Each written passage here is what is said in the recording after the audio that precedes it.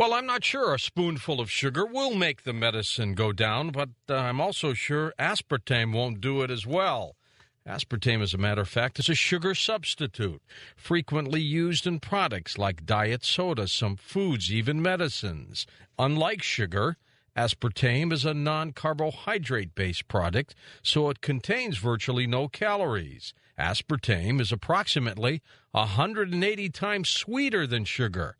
The product is a result of an accidental discovery in 1965 by James Slater, who was a chemist working for G.D. Searle, who was working on a drug to prevent ulcers. When he made aspartame from aspartic acid and another substance, he noticed its sweet taste.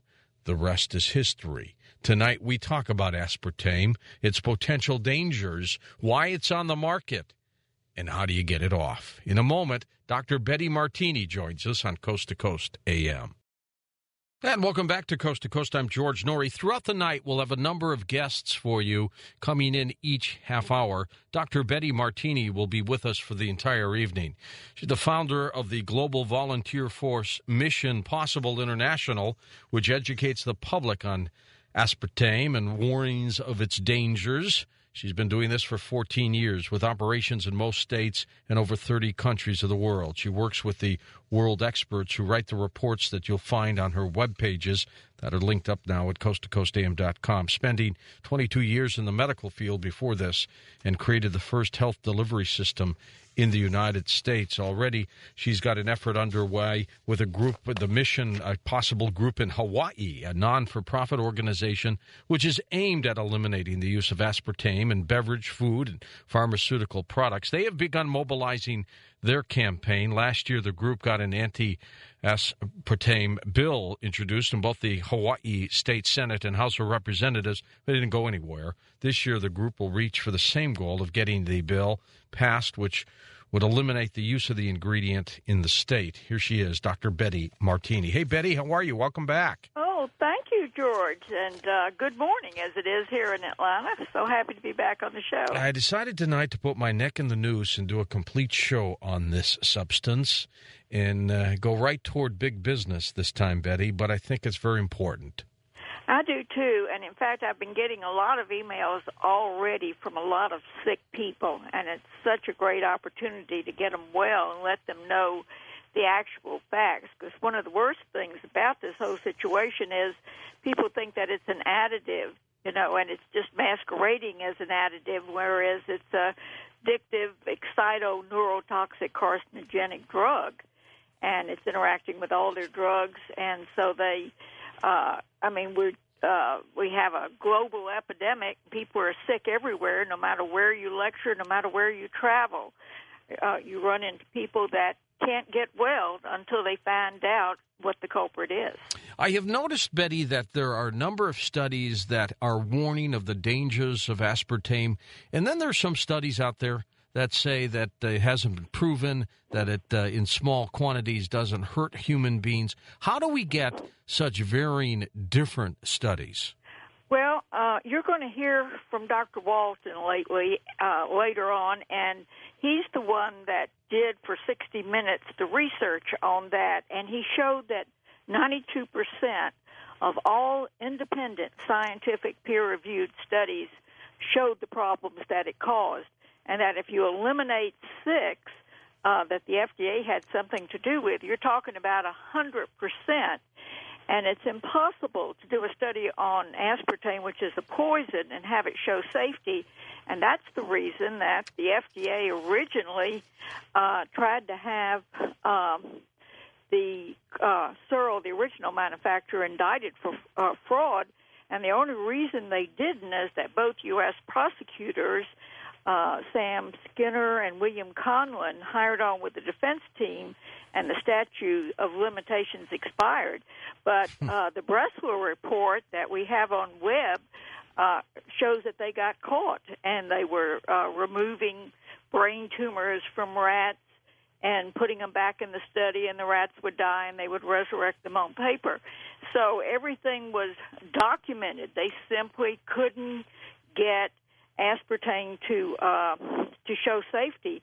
In fact, Dr. Walton himself decided to do a study, and the institution had to stop it. The administrator was in the study, and he had a retinal detachment and has lost vision in one eye. So every time there is an attempt to do, human studies, you get all these problems, and they're documented. So what you have to do is look and see if the manufacturer was the one who funded it and controlled it, or whether it was independent, and that's how you know the difference.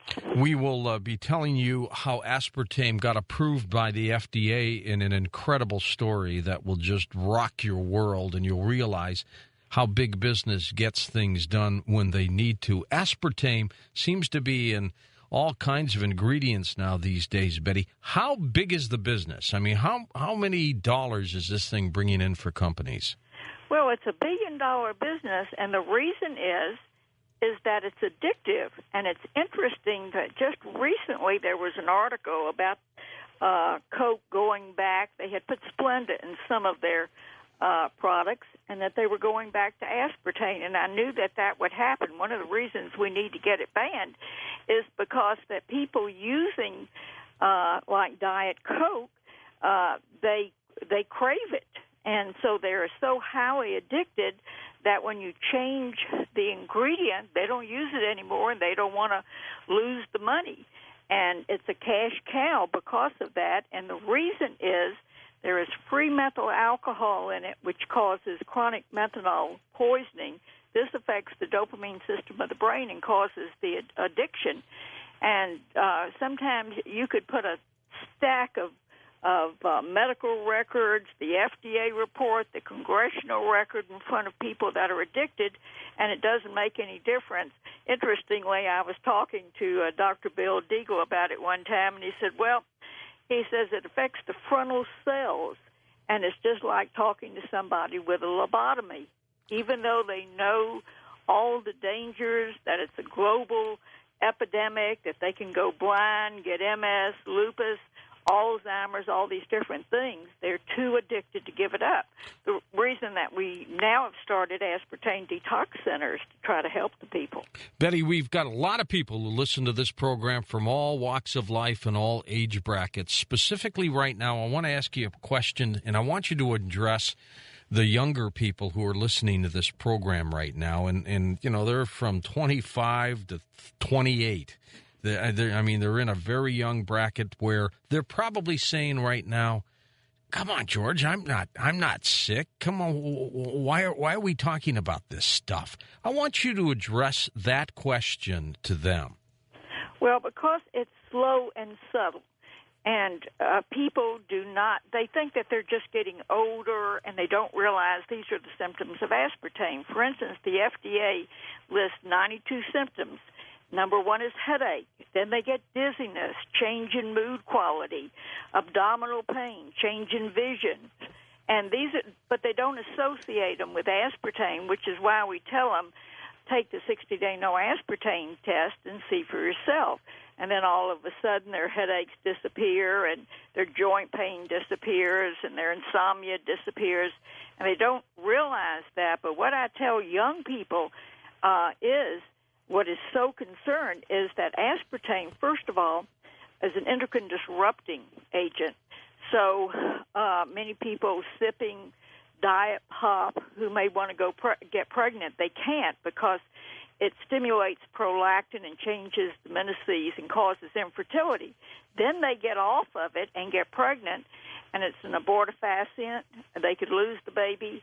And if the baby survives, they can have birth defects, and it can be building up in their system while they're young. And so many people have told me, for instance, they grew up, they wanted to get married and have families, and they never were able to have children, or they lost their children. And it's even though it's slow and subtle, nobody gets away with aspartame. The worst of it is, for instance, I flew to Barcelona and talked to Dr. Alemany, who did the Traco study, which shows that the formaldehyde converted from the free methyl alcohol embalms living tissue and damages DNA. When you damage DNA, you can destroy humanity. In Dr. Roberts' medical text, he has a page on pre and